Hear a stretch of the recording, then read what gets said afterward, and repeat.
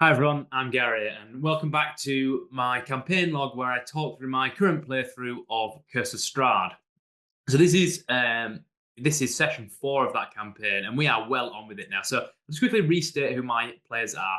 There is Philip, who is a half-orc fighter. I keep saying in these logs that he's a human fighter. He isn't. He's a half-orc, and the reason I keep getting that mixed up is because this party are currently helping me playtest the advanced fantasy version of my own game, Dream an Expert Master. And in an earlier draft of the game, before half orcs existed, this character was a human. So there is Philip, a human fighter. There is Bushma, who is a god touch. That's kind of like an Asimar, kind of like half, kind of like angel.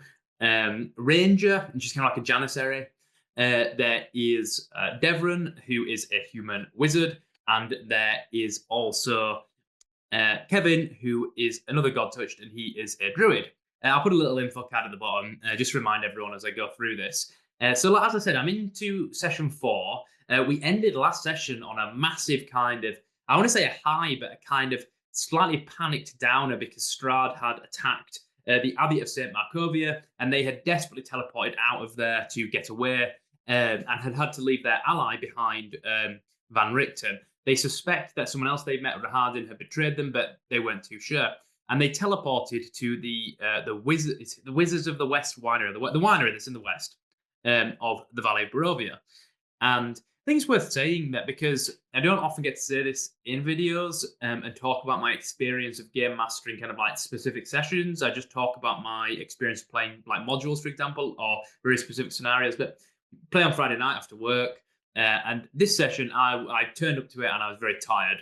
And I could kind of feel that in my game mastering that I just wasn't bringing my A game like I usually do. And I think, but I do believe that once you've agreed to play a session, no matter what, right, apart from like bereavement, there's no reason you should cancel it because as a game master, you're in an incredibly privileged position and people are relying on you to provide this experience. We can pretend that, the game master is kind of like equal to the same as everyone else, but while everyone else does help provide your fun as the game master, you are kind of like first among equals. So I turned up and we got going, and it was a really, really good session. It just probably wasn't as long as I'd have liked. So the party were at the winery, and they spoke with Davian Martikov, and they decided that with the attack from Strahd, they needed to get some of these items. They got the Tome of Strahd. They needed to get either the Sunsword or the Holy Symbol of Ravenkind. These other two items that were prophesied to help them in their coming battles with Strahd. They have a cryptic clue that they just haven't worked out at all yet, which is a blind god at the end of a mountain trail. They kind of haven't worked that one out yet, but they'd worked out that one of the items was probably with Baba Lysaga, like Lysaga, in her creeping hut in the ruins of Berez, which they'd correctly identified is the sunken town prophesied to contain the town. They also know that one of the magical seeds that are used by the winery that had been stolen by this group of evil druids that they vanquished last session had been sold to Baba Lysaga. Now, the thing is about this name, Baba Lysaga, she's one of these interesting NPCs. I actually find her really compelling. She's a Baba Yaga type character, and she is the midwife of Strahd. She helped deliver Strahd into the world. And she's kind of wholly evil, but really interesting. The thing is that, man, that name is a bad name. I never know how to say it. And whenever I thought this time, I'm not going to stress any of the syllables. Baba Lysaga. Because you know what? Every single time I've run this previously, I've called her like a Baba Lysaga, and literally every single time, someone has like the party have just like destroyed the name. Like it's just been called like Barbara Lysaga, Baba Lasagna, like all these silly names. I thought I need them to kind of try and take this seriously, so I'm going to say it like quickly, and we're just going to move on. So I said Baba Lysaga, and Bushma's player, she was like. How do I spell that? I was like, I'm spelling it. That's a funny name. That's a really silly name. I was like, yeah, just move on.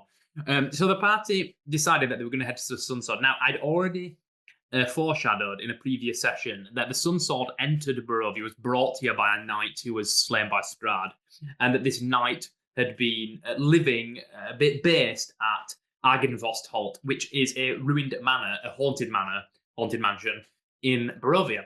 And they were like, okay, we can go to Argynvost Holt before going to Berez. On the map, it's kind of like, it's between the two. So they headed through the woods along the Old Svarlich Road.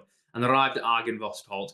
And after a bit of kind of like discussing outside how they're going to get in, whether they should go through the main door or not, they struck a lantern, entered through the front door, and began to explore this manor. And I love this as a dungeon, Argynvostholt. It is, like I said, it's a really good kind of classic haunted mansion. What's cool is that it was the home base of a Order of Knights, the Order of the Silver Dragon, and they were all in service to this Silver Dragon that would constantly transform itself into a human and fight with them. And eventually Strahd found it as a place, and using his army was able to destroy Argynvostholt. The party went in to this place. They didn't really notice the fact initially that a lot of the architecture, a lot of the ornamentation is draconic. So there's like the door handles are like draconic, and there's a big statue of a dragon outside. It hadn't kind of sort of like clicked yet. And they went into the ruined. There's a ruined kind of a kitchen area on the ground floor. And in there's a dead hearth, and this hearth that was sprung to life with this kind of flaming, this like dragon made of flames that basically said, "Rescue my knights. They're kind of given over to darkness. You need to help us." And then it disappeared, and they're like, "Okay, right, this is a bit strange." So after looting the wine, they were like, "Oh yeah, this is great." And we had a big conversation about the value of this wine and what it tasted like and everything. They went into the next room, and in there they found the Dusk Elf Savid, who is injured. He's injured by twig blights, which were under the control of the druids before the party managed to destroy that druid circle. And they helped him. He was badly injured. He'd been injured looking for a help, as part of a search party for looking for a Vistani missing child. He was in there, and they rescued him. And he was just like, "I need to get out of here because we always, our people, the Dusk Elves, think that this place is haunted," which it definitely is.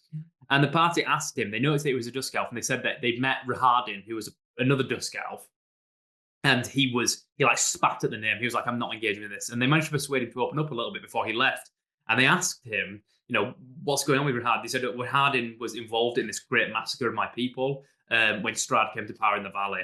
And then he went off to be kind of like Strahd's valet. He's kind of like chief butler.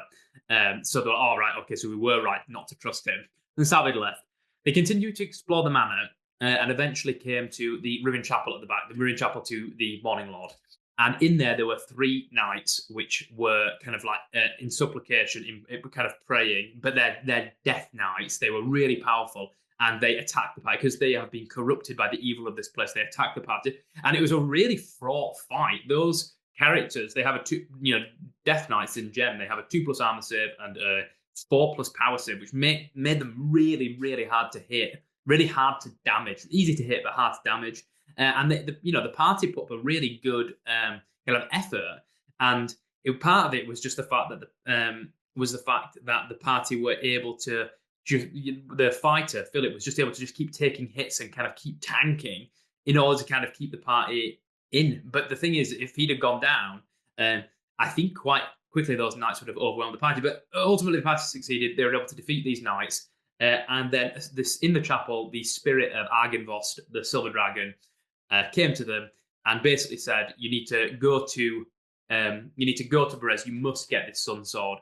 It will help you significantly." You got some experience points. A couple of the characters leveled up, and then they were like, "Okay, we're going to go to Berez then." So they headed down the main road to Berez, and it was really marshy. It's this sunken village in a mire, and they were heading through it. And I'd ran this as an extended test, which is basically where in Gem you ask for a number of successes before a number of failures, and it's a way of mechanizing narrative moments.